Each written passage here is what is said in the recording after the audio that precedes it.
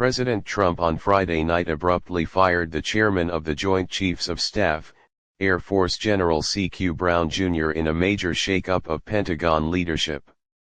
And the president just as quickly named his pick to replace Brown, Air Force Lieutenant General Dan Raisin Kane, who served as the Associate Director of Military Affairs for the CIA from 2021 to 2024.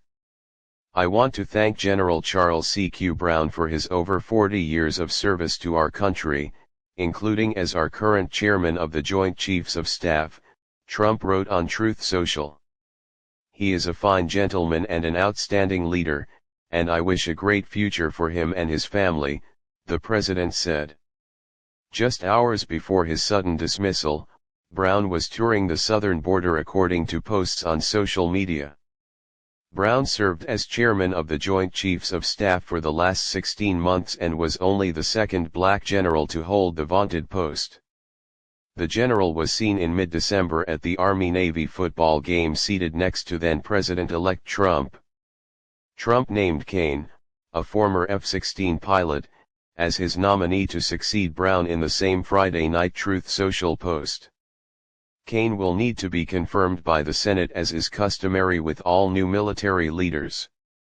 General Kane is an accomplished pilot, national security expert, successful entrepreneur, and a warfighter with significant interagency and special operations experience, Trump wrote. The commander-in-chief also credited Kane with the complete annihilation of the ISIS caliphate which occurred during the president's first term. Secretary of Defense Pete Hegseth celebrated the nomination of Kane as the next chairman of the Joint Chiefs of Staff. General Kane embodies the warfighter ethos and is exactly the leader we need to meet the moment. I look forward to working with him, Hegseth said in a statement, which also honored Brown. However, Hegseth previously had harsh words for Brown.